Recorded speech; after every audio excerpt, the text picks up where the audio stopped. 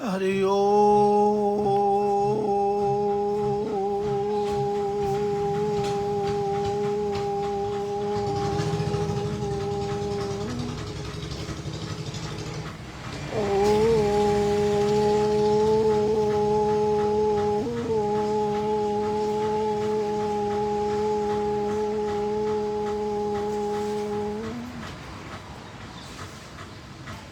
हरि ओम।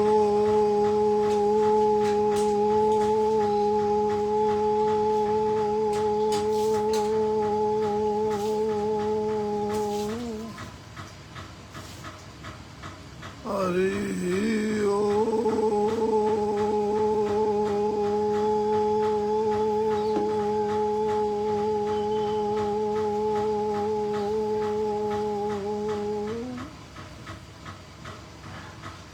हरि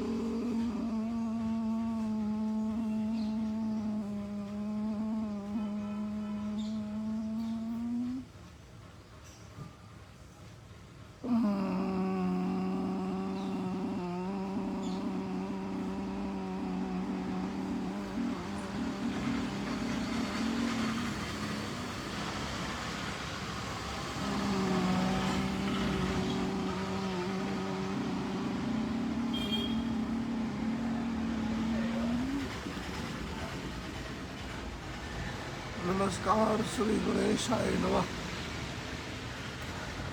जय जय गिरिराज धरण भगवान की जय। गिरनारी महाराज की जय। सदगुरु गोरक्षनाथ परमात्मा की। नवनाथ 84 सिंहों की जय। भारत माता की जय। सत्य सनातन धर्म की जय हो। सज्जनों, सर्वप्रथम उठ करके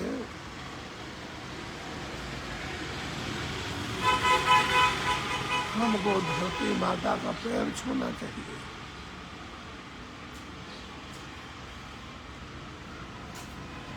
भगवान भुवन भास्कर सूर्य देव को वंदन करना चाहिए।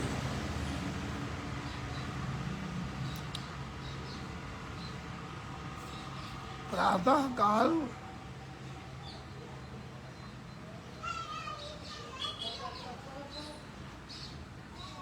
ओम का ध्वनि का उच्चारण करना चाहिए। ओम के ध्वनि का उच्चारण करने से आपको आपके स्वास्थ्य को, आयुष, आरोग्यता, तमाम के फायदे ही फायदे हैं। इतनी ऊर्जा हम आपको मिलेगी। कम से कम 25 बार करेंगे आप, फिर इससे आनंद का अनुभव आपको होगा। जो भमरे की तरह हमने गुंजन किया है, वो उसका उपयोग रात के समय आप सोने के पहले करना चाहिए। सपरिवार बैठ करके एक स्वर में ओम के ध्वनि का अर्थात प्रणव उपासना करना चाहिए। इससे क्या फायदा होगा आपको? ये एकाग्र चित्ता जो कोई पूरे दिन हमने व्यवहारिक काम किया है तो उससे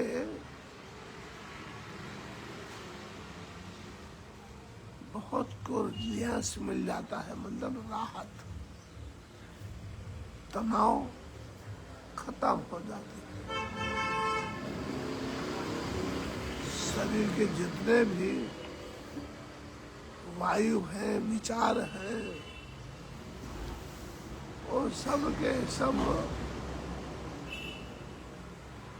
72,000 नाड़ियों को भी ये शुद्ध कर देता है।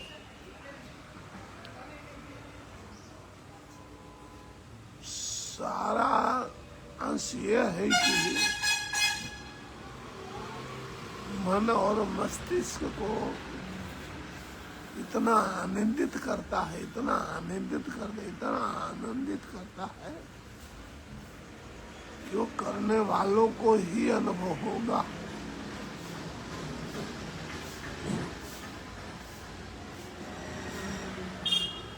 परम शांति का अनुभव होता है। हम शांति के लिए नाना प्रकार के फाफा मारते हैं जगह जगह, और वो सज्जनों आपके ही अंदर है। वो शांति अपने अंदर ही है, बस मात्र ध्यान देने की बात है। जैसे आपके पास दुनिया के टाइम होते हैं मोबाइल देखने के, टीवी देखने के, समाचार पढ़ने के लिए, निकालिए 15 मिनट टाइम। 15 मिनट तो मैंने बहुत बोल लिया, इतने में पता नहीं कहाँ से कहाँ साधना के क्षेत्र में पहुंच जाएगी। बड़ी कृपा हो जाएगी महादेव जी। तो प्रभु हमारे लिए आप सारा जगत भगवान का ही स्वरूप है। सिया राम मैं सब जग जानी,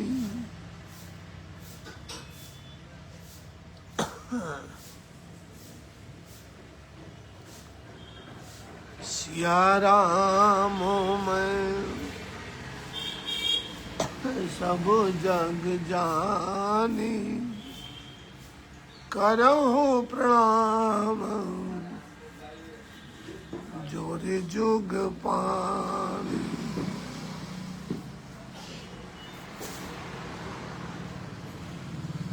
हमारे इष्ट देव भगवान गुरु गोरखनाथ जी शिव स्वरूप यही बोलते हैं, घट घट गोरक्ष व्यापे। ये हमारे इष्ट देव भगवान भोले बाबा गुरु गोरखनाथ जी का वचन है। घट घट गोरक्ष व्यापे, सर्व घट श्रीनाथ जी विराजे। इसलिए हमारे लिए सारा जगत परमात्मा के रूप में माताएं और हमारे जगदम्बा है। आप सबको मैं नमस्कार करता हूँ। अब आज का जो विषय है दीनबंधु, वो श्री राम गीता। आपने गीता तो बहुत बार पढ़ी होगी, सुनी होगी, बोलिए शायद राम गीता आज आपने के आपके समक्ष कथा सुनाऊंगा।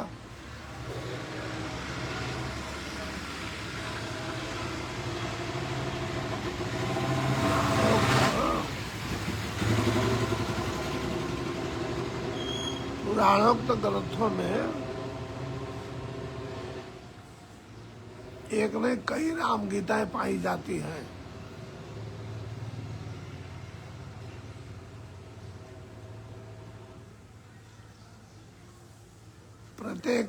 प्रत्येक गीता में अर्थात जो प्रत्येक श्री राम गीता है उससे राम ही वक्ता पाए जाते हैं। हर गीता में वक्ता राम ही है।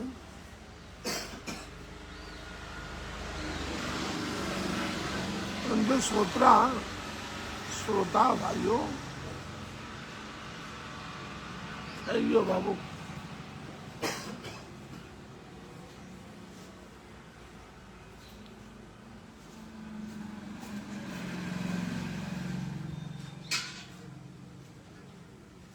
विषय जो है अलग अलग भिन्न भिन्न है।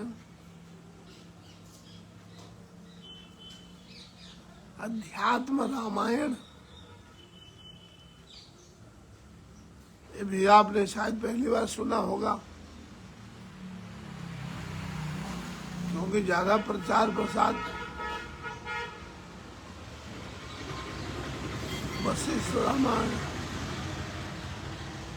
गोस्वामी तुलसीदास जी का रामायण, श्री वाल्मीकि जी का रामायण, अध्यात्म रामायण के उत्तरकांड के पंचम सर्ग के रूप में ये राम गीता प्राप्त होती है। सज्जनों, वो अपना पढ़ा हुआ है वो अध्यात्म रामायण, तो भोले बाबा ने जो कुछ दृश्यमान हो रहा है वो सब कुछ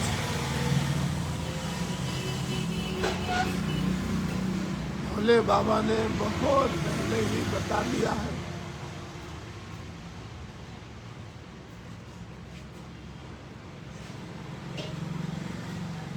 माता श्री सीता जी का वनवास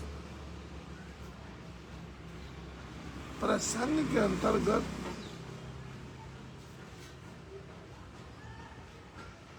जब एक बार अनुज भ्राता श्री लक्ष्मण जी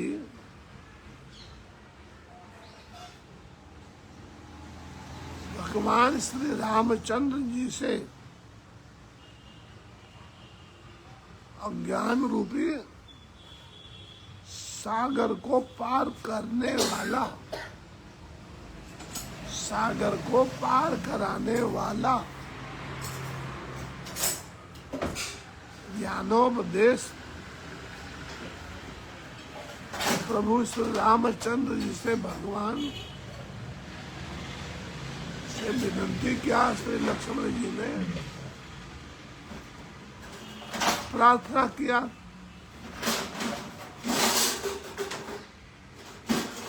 श्री रघुपति राघव राजा राम प्रभु बड़े प्रसन्न हुए,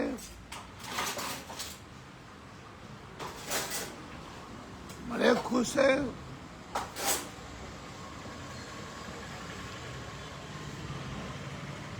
श्री रघुनाथ जी ने जो अनुज भ्राता लक्ष्मण जी को उपदेश दिया वही राम गीता,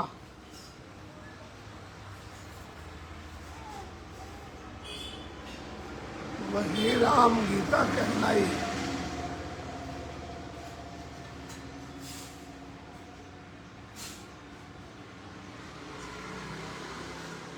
आत्मा ज्ञान को ही विशुद्ध ज्ञान बताकर समस्त इंद्रियों को विषयों से निवृत्त करके आत्मसंधान हेतु प्रेरित किया गया है।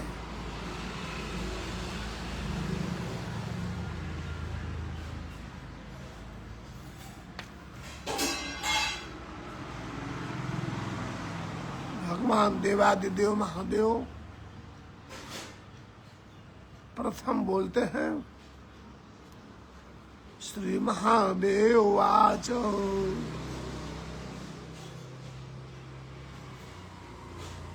किसी दिन भगवान श्री राम चंद्र जी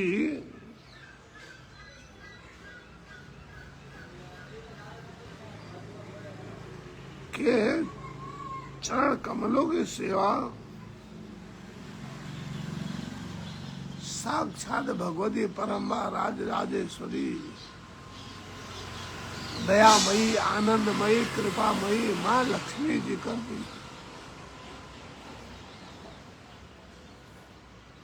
एकांत में बैठे हुए थे,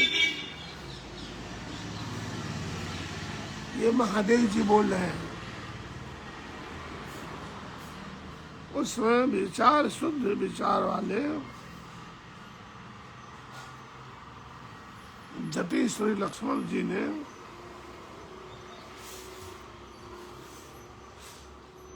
भैया मोटे भैया के पास जा करके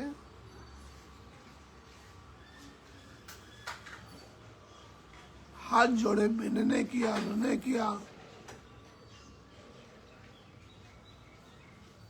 उन्हें भक्ति पूर्वक वंदन किया, प्रणाम किया।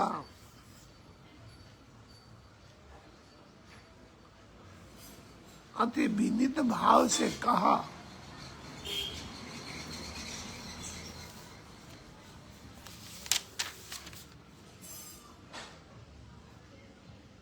हे प्रभु, हे महामते,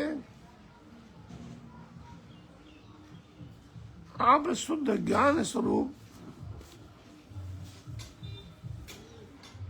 समस्त देहधारियों के आत्मा, सबके स्वामी,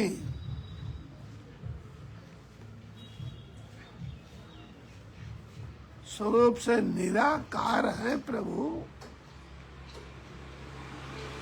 जो आपके चरण कमलों के लिए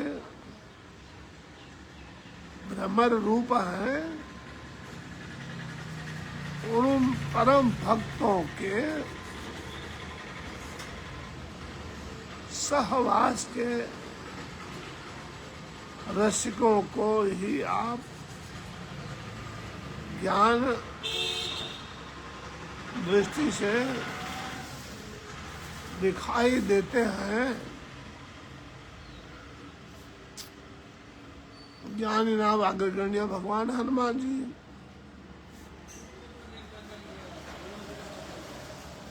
हे प्रभु, आनंददाता, ज्ञान हमको दीजिए, शीघ्र सारे दुर्गुणों को दूर हमसे कीजिए। हे प्रभु आनंददाता, ज्ञान हमको दीजिए, शीघ्र सारे दुर्गुणों को दूर हमसे कीजिए। लीजिए हमको शरण में, हम सदाचारी बने। हे प्रभु,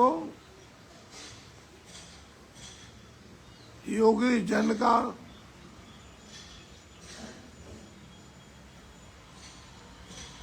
योगी जन जिनका चिंतन निरंतर करते हैं, संसार से छुड़ाने वाले उन आपके चरण कमलों की मैं शरण इच्छता हूँ, चाहता हूँ।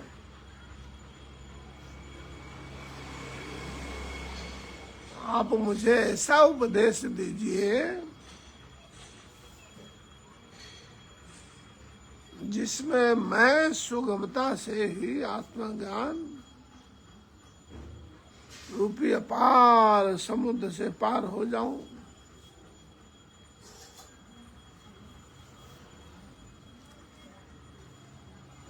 असार संसार समुद्र मध्य, गोता सब खा रहे हैं, जिसमें कोई सार नहीं है, ऐसे असार संसार में गोता खा रहे हैं। हे प्रभु, हे आनंद दाता, हे आनंद कंद भगवान श्री रामचंद्र जी, हे रघुनाथ भगवान दया करो। श्री लक्ष्मण जी के ये वचन सुन करके शरणागत वत्सल भगवान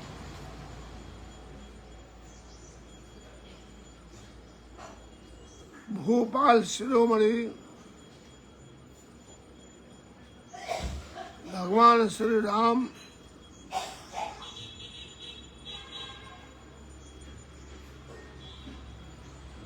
सुनने के लिए उपयुक्त हुए। लक्ष्मण जी को उनके अंधकार का नाश करने के लिए प्रसन्न चित्त हो करके ज्ञानोपदेश प्रारंभ किया। भगवान श्री रामचंद्र जी ने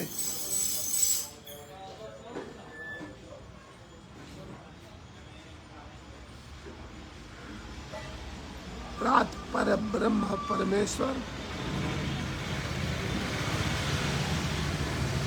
ईश्वरः परमेश्वरः जगदीश्वरः श्री राम बोले,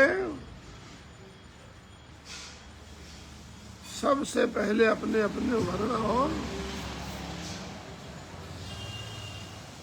आश्रम के लिए शास्त्रों में बताई गई हुई क्रियाओं का यथावत पालन शुद्ध चित्त हो जाने पर कर्मों को छोड़ दें।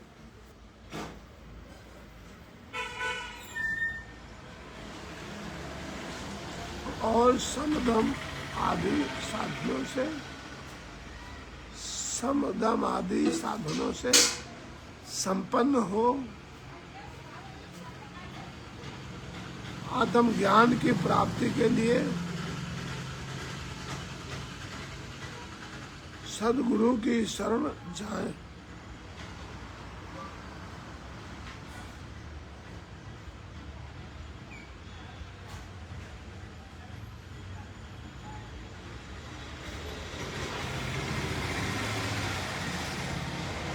कर्म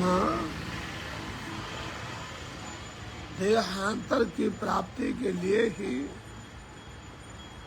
स्वीकार किए गए। उनमें प्रेम रखने वाले पुरुषों से इष्ट अनिष्ट दोनों प्रकार की होती है। इष्ट अनिष्ट दोनों प्रकार की होती है।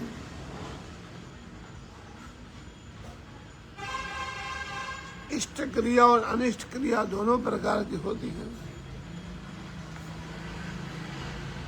उनसे धर्म और अधर्म दोनों की ही प्राप्ति होती है। उनके कारण यह अपना शरीर प्राप्त होता है।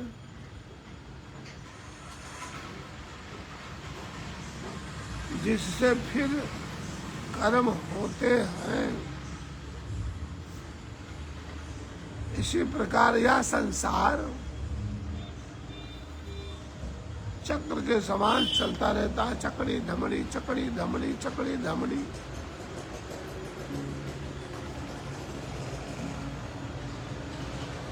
संसार का मूल कारण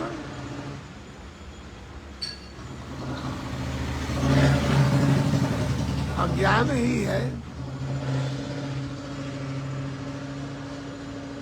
उन्हीं शास्त्रीय विधि वाक्यों से अज्ञान का नाश ही संसार से मुक्त होने का उपाय बताता है।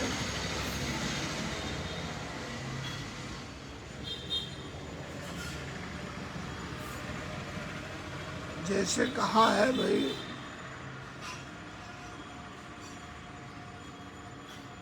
शरीर माध्यम खलु धर्म साधनम। शरीर के माध्यम से ही सब कुछ संभव है। तो कर्म अकर्म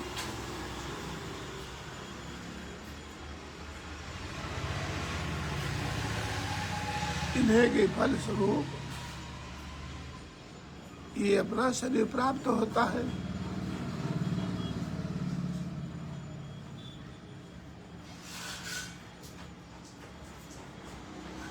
अज्ञान का नाश करने का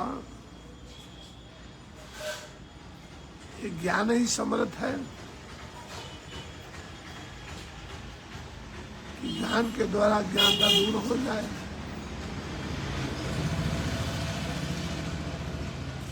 सकाम कर्म नहीं, क्योंकि इस अज्ञान से उत्पन्न होने वाला कर्म उसका विरोध ही नहीं हो सकता।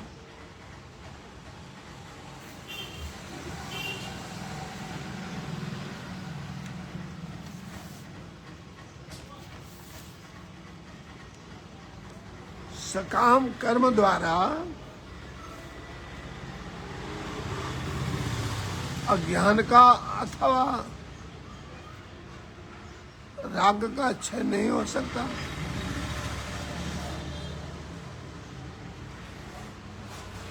क्योंकि सारा कर्म जो भगवान श्री राम, जो भगवान श्री कृष्ण जी ने महाभारत काल में अर्जुन जी को जो गीता का उपदेश दिया है, वो निष्काम कर्म उपदेश। कौन सा उपदेश है वो? निष्काम कर्म उपदेश दिया। तो सकाम कर्म द्वारा नहीं,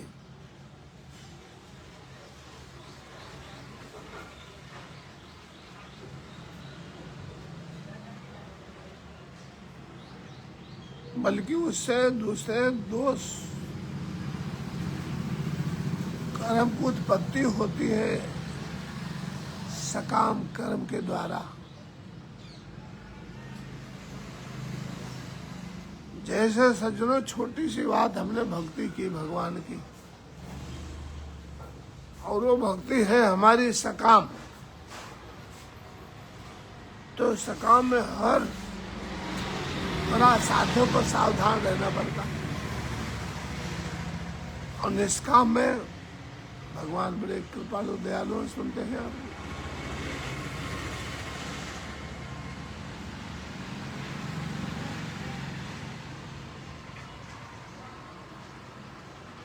तो सकाम कर्म में दूसरे प्रकार की सदोष कर्म की उत्पत्ति होती है।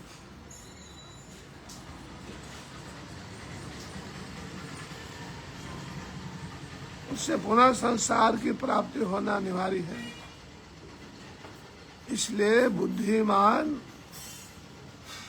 ज्ञानियों को चाहिए, विचारवान को चाहिए, अपने विचारों में निश्चय काम कर्म उपदेशों में सदा तत्पर रहे। कुछ वितर्कवादी कहते हैं कि जिस प्रकार वेद के कथनानुसार ज्ञान पुरुषार्थ का साधक है, वैसे ही कर्म वेद विदित है और प्राणियों के ये कर्मों की आवश्यक कर्मता का विधान भी है। इसलिए ये कर्म ज्ञान के सहकारी हो जाते हैं। श्रुति ने कर्म न करने में दोष भी बताया गया है। इसलिए मुमुक्षुओं को ने सर्वदा करते रहना चाहिए। और यदि कोई कहे कि ज्ञान स्वतंत्र है, कोई कहता है कि ज्ञान स्वतंत्र है,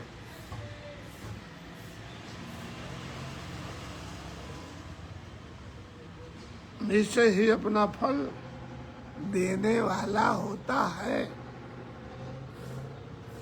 उसे मन में भी किसी और की सहायता की आवश्यकता नहीं है, तो उसका यह कहना ठीक नहीं। उसका यह कहना ठीक नहीं है, क्योंकि जिस प्रकार वेदोक्त यज्ञ सत्य कर्म होने पर भी अन्य कारकादि की उपेक्षा करता ही है, अर्थात कोई ना कोई स्वार्थ तो उसके पीछे छुपा ही है। उसी प्रकार विधि से प्रकाशित कर्मों के द्वारा ही ज्ञान मुक्ति का साधक हो सकता है।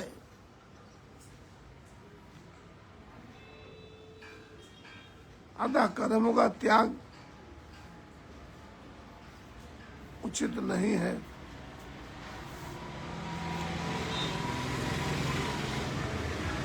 सिद्धांती लोग ऐसा जो कोई वो तर्क कहते हैं,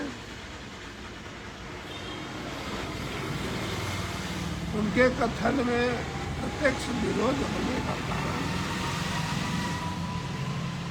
ठीक नहीं है, क्योंकि कर्म देहाभिमान से होता है और ज्ञान अहंकार के नाश होने पर सिद्ध होता है।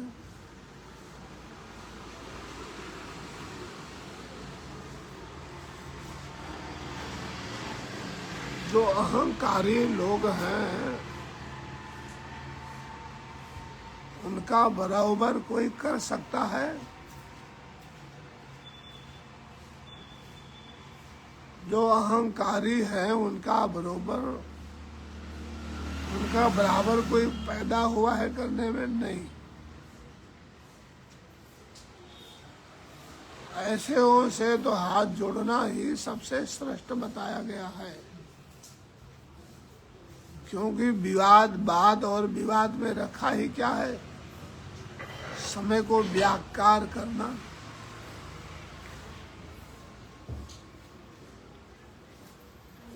वेदांत वाक्यों का विचार करते करते विशुद्ध ज्ञान के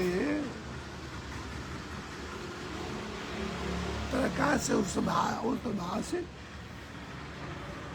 जो चरम आत्मवृत्ति होती है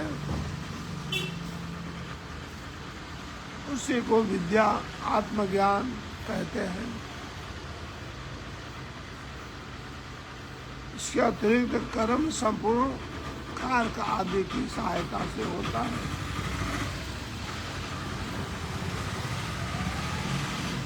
किंतु विद्या समस्त कार्य का नित्य तत्व भावना द्वारा नाश कर देती है।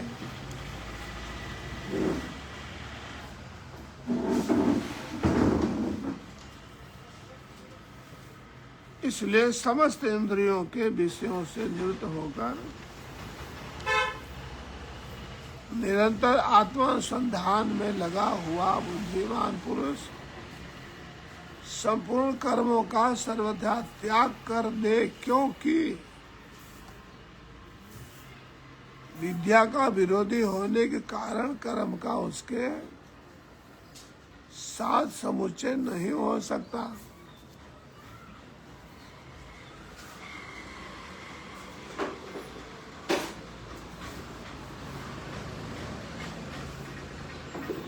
सज्जनों,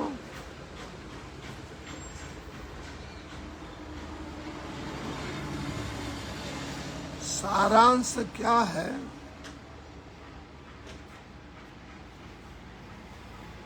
बुद्धिमत्ता क्या है? जीवन की संपत्ति क्या है?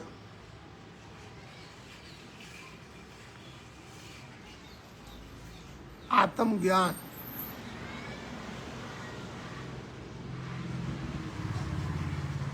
जितना हो सके उतना अंतर्मुखी बनो,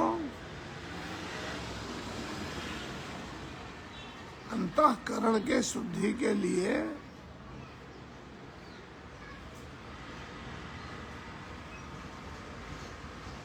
योग साधनाएं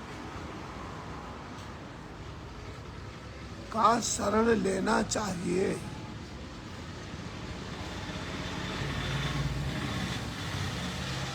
क्योंकि वही चित्त वृत्तियों का निरोध करने में सहायक होता है।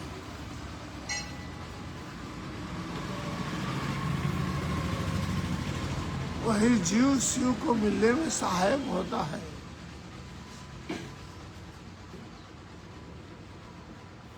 वही आत्मज्ञान प्राप्ति में सहायक बनता है। तो हम आपसे यही निवेदन करते हैं कि हम सब मिलकर के एक प्रार्थना करें, विनती करें